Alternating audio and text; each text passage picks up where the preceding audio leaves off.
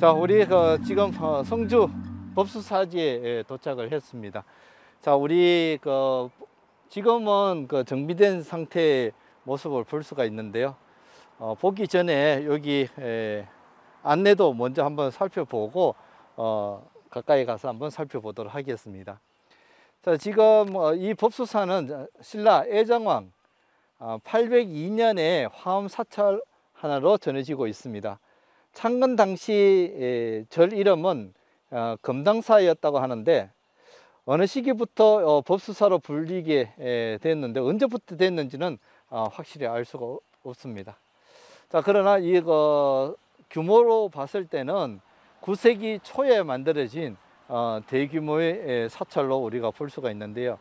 지금 안내도를 보시면 전체적으로 지금 현재 정비된 상태의 건물 틀을 살펴보게 되면 법수사지 3층 석탑뿐만 아니라 건물지가 지금 6개의 건물지를 복원된 모습을 볼 수가 있습니다. 그래서 가장 중요한 1호 금당지 1호 건물지가 금당터로 우리가 생각을 해볼 수가 있고요. 그리고 오른편에 7번 보면 3층 석탑이 보입니다. 그래서 전반적으로 큰 규모로 갖춰져 있는 이 사찰인데 탑의 규모는 건물의 규모보다는 좀 작게 느껴지는 것도 확인이 됩니다. 자, 그래서 우리가 지금 단간지주를 보고 우리 법수사지로 이렇게 이동해서 왔는데요. 자, 가까이 가서 3층 석탑뿐만 아니라 건물 규모라든지 그런 것도 가서 한번 살펴보도록 하겠습니다. 건물 터들을 지금 보고 계시는데, 자, 여기 기록에 보면 삼국유사의 신라 경순왕의 계자인 김항이 성녀가 되어 본명을 법공이라고 불리면서 해인사를 자주 다니면서 산의 스님, 그러니까 산성의 일생을 하셨다고 합니다.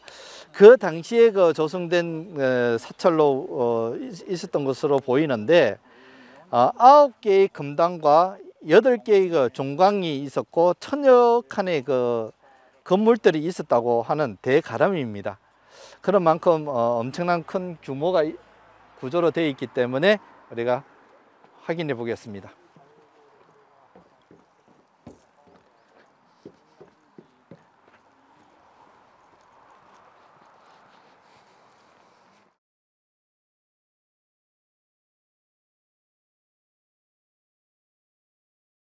자, 여기 법수사지 3층 석탑을 지금 보고 계시는데요.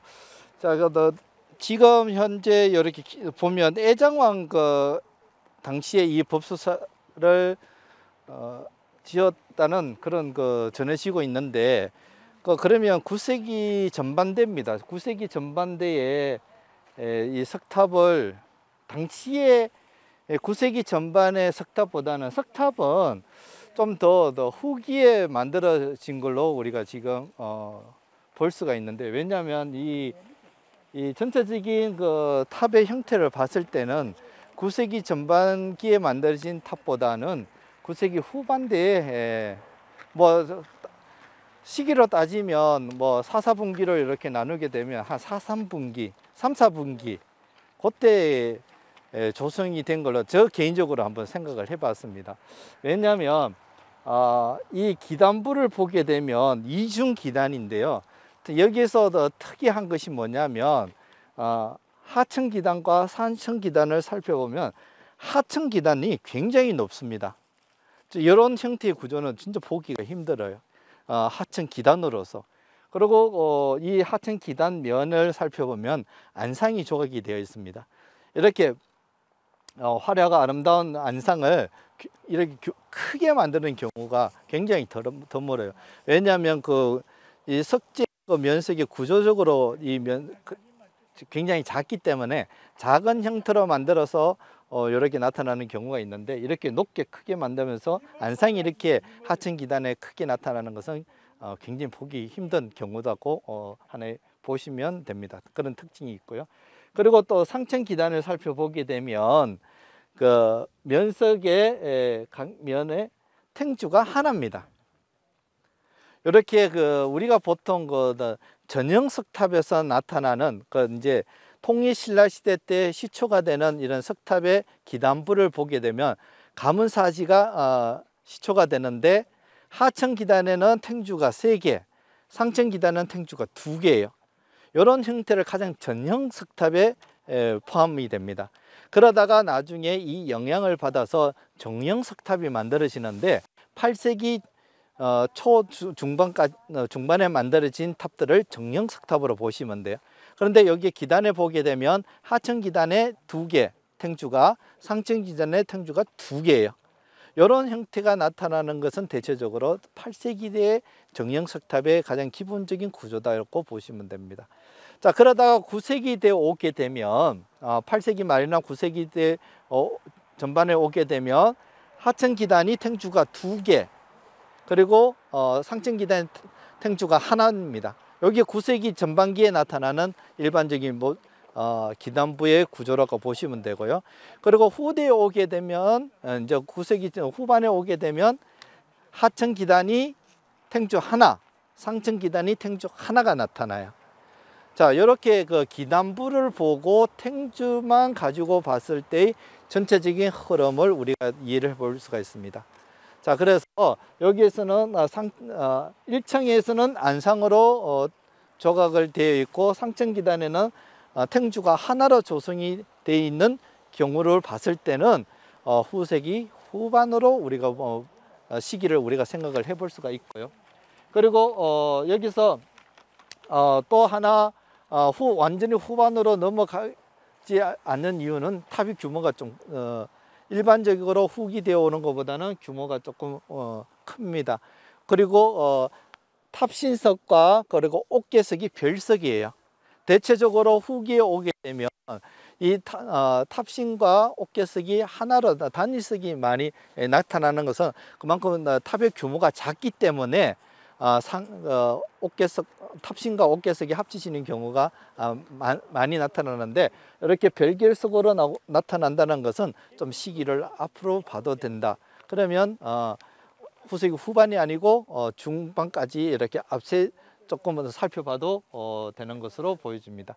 그거를 또 참고로 볼 수가 있는 것이 옥계 받침이 5개예요. 9세기에 오게 되면 이 옥계 받침이 대체적으로 4개 형식으로 나타나는데요. 규모가 작은 건 뭐 3개도 있지만 좀 드물지만 대체적으로 4개가 나타나는데, 뭐 5개라고 해서 완전히 9세기에 안 나타나는 건 아닙니다. 나타나지만 대체적으로 옥계 받침이 많으면 시기를 앞당겨 볼 수가 있다. 이렇게 또 참고로 이해를 해 주시면 됩니다. 자, 그래서 이런 거 전반적인 형태로 이렇게 다 봤을 때는 이 법수 사진은 9세기 초반에 조성이 된 것으로 여겨지고요. 그러니까 탑은 또 중반 좀 지나서 조성이 되지 않았을까, 이렇게도 한번 탑의 형태로 봐서 규모로 봐서는 한번 그렇게 시기적으로 한번 가져봤습니다. 개개인에 따라서 시기는 다양하게 조금 차이 나게 볼 수는 있지만 대체적으로 이렇게 보게 되면 되지 않을까, 한번 제 생각을 말씀을 드렸습니다. 자, 그리고 전체적으로 멀리서 이렇게 살펴보게 되면 이 규모적으로 9세기에 오게 되면 상승감을 보여주기 위해서 9세기 되다 탑이 작아지지만 그러나 상승감 효과를 많이 보여주려고 했습니다. 그래서 대체적으로 이 상승감을 높게 보여주기 위해서는 9세기대 단층 석탑이 나타나기 때문에 단층이지만 상승감을 보여주기 위해서는 1층 탑신을 굉장히 높였다고 보시면 돼요. 그 대신에 여기에서 볼 수 있는 거는 하층 기단을 높이 쌓아서 조금 상승감 있게 보여주려고 했던 그런 모습도 살펴볼 수가 있을 것 같습니다. 혹시 이 석탑에 대해서 좀 더 추가적인 보충 설명이 있으시면 말씀 좀 해주시면 좋겠습니다. 하나만 물어볼게요. 네, 예. 그러면은 법수 사지는 현재 최 국장 이야기가 9세기 초반으로 추정을 하고 탑은 9세기 후반으로 지금 설명을 중엽 조금 지나지 그러면은 않았을까 이렇게 보여요. 탑 저 조성할 때 같이 탑을 했다고 볼 수 있는가 없는가? 그 지금 보통 금당이 조성이 되고 탑이 조성이 되는 것은 사찰의 가장 기본적인 구조인데요. 지금 현재 이 건물터를 이렇게 쭉 둘러보셨을 때 여기가 금당터다 이렇게 돼 있는 거 있던가요? 1건물지, 2건물지, 3건물지 이렇게 표현을 되어 있죠. 그리고 요 1건물지에도 가장 중심에 위치를 하고 있는데 왜 금당이라고 표현을 하지 않고 요 관계를 계리 저거 한 걸로 추정을 하는 걸로 나타날 때 지금 그 전성기에는 그 9금당과 8그 종각이 있다고 하면서 1000여 칸이 넘는 건물이 있었다고 지금 경산지 부로조에 전하고 있거든요. 그만큼 굉장히 규모가 컸다고 하는데 금당지에 대해서는 지금 여기서 출토된 비로잔화불, 저 목조 비로잔화불은 지금 해인사에 지금 모셔져 있고요. 그리고 석조 비로잔화 삼존불은 지금 많이 훼손이 됐지만 경북대학교 지금 옮겨져 있습니다. 즉 여기는 환경을 하는 그런 주불인 이 비로잔화불이 있었다는 것을 알 수가 있는데요. 그래서 이 금당에는 비로잔화불이 모셔져 있고 이만큼 9개의 금당이 있었다는 것은 이 9분을 다 비로잔화불이었는지 아니면 다른 불까지 모셔졌는지는 뭐 저로서도 정확하게 알 수는 없지만 최소한 환경의 주불인 비로잔화불을 이곳에 모셔진 것으로 여겨집니다. 왜냐하면 목조 비로잔화불이나 석조 비로잔화불이 여기서 확인이 됐으니까요. 자, 그런 걸 봤을 때는 지금 우리가 보고 있는 요 사찰의 규모를 벗어나서 더 큰 규모의 탑이 있었는데 참 절이었는데 시기적으로 봤을 때 지금 우리 애정왕 3년 802년에 창건 당시에는 금당사라고 했습니다. 그런데 그 이후에 법수사로 이름이 바뀌었는데 언제 이렇게 법수사로 바뀌었는지는 계층이 됐는데 뭐 고려 중기에 절을 중창하고 법수사로 계층을 했다 이렇게 전해지고 있는데 그것도 문헌적으로 제가 확인을 하지 못해서 알 수는 뭐 고려 중기 어느 때 이렇게 단정을 지을 수는 없을 것 같습니다. 그냥 기록 전해지고 있는 거는 고려 중기 중창했다, 절의 법수사로 계층했다 정도만 지금 알 수가 있는 부분이고요. 어느 시기에 어느 왕 때 계층했다는 거는 지금은 알 수는 없습니다. 그래서 금방 선생님께서 질문을 하신 내용은 이 정도 규모에 했을 때 탑이 동시에 금당이 지어지면 그 절에 분명히 탑도 지어졌을 것인데 동시에 같이 볼 수 없냐 이건데 저로서도 이 탑이 9세기에 만들어진 탑인데도 이렇게 양식적으로 봤을 때는 9세기 초의 탑이라고는 보이지 않기 때문에 혹시 이전에 이 절을 지을 때 초기의 탑이 있지 않았을까도 한번 생각은 한번 해봤습니다. 추정은 해봤습니다. 자, 그래서 이 탑이 애장왕 그 당시에 금당사라고 이름을 전해질 때 탑이었다 하는 거는 802년 대탑은 저는 아니라고 보여집니다. 이게 개인 의견이기 때문에 그거는 참고로 한번 봐주시기 바랍니다. 혹시 이전에 또 탑이 이 자리에 또 있을 수도 있고요. 왜냐하면 오른쪽에 1건물지가 금당지였으면 보통 우리가 사찰의 탑의 구조를 보면 금당 앞에 이 탑이 대체적으로 조성된 위치를 하고 있는 것을 볼 수가 있는데요. 항상 예외는 있습니다. 우리 금당 옆에 탑이 조성이 되는 경우도 부서사 가도 오른편 위치에 탑이 조성이 되듯이 그런 경우도 있기 때문에 이 사찰과 탑을 꼭 동시에 같이 만들었다, 이렇게는 한번 다르게 생각을 한번 해봤으면 싶은 마음입니다. 거기서 한번 서로 다른 의견이 있으면 한번 말씀해 주시는 것도 좋겠습니다. 저는 개인적으로 아까 말씀드렸듯이 탑의 양식적으로 봐서는 9세기 803년에 조성된 이 사찰과는 조금 시기가 떨어진다, 그렇게 말씀을 드리고 싶습니다. 잠깐만 내가 아는 범위 내에서 말씀을 드릴게요. 뭐냐 하면은 경순왕이 고려 왕건한테 이제 송국을 할 그 시기에 경순왕 아들이 9명입니다. 딸이 3이고 아들이 9명인데 첫째 아들은 전라도 부안 김씨, 부령 김씨, 마이태자 금화산으로 들어감으로 인해서 자식이 없다 그랬는데 근자에 와서 마이태자 후손이 전라도 부안, 부령 김씨라고도 합니다만은 그분들이 이제 마이태자 후손으로 하고, 둘째 할아버지가 황할아버지입니다. 굉이라고도 읽고 한자 황이라고도 읽는데 황할아버지인데, 그 할아버지가 경순왕이 살았을 때니까 초상화죠. 영정이 아니고 초상화를 그려서 바로 법수사 이리로 오셨다 이래 됩니다. 이래 와서 현재 바로 그 범공 스님으로 여기에 그 가야산 여기에 해인사에 대적광년에 거기 봉안되어 있습니다.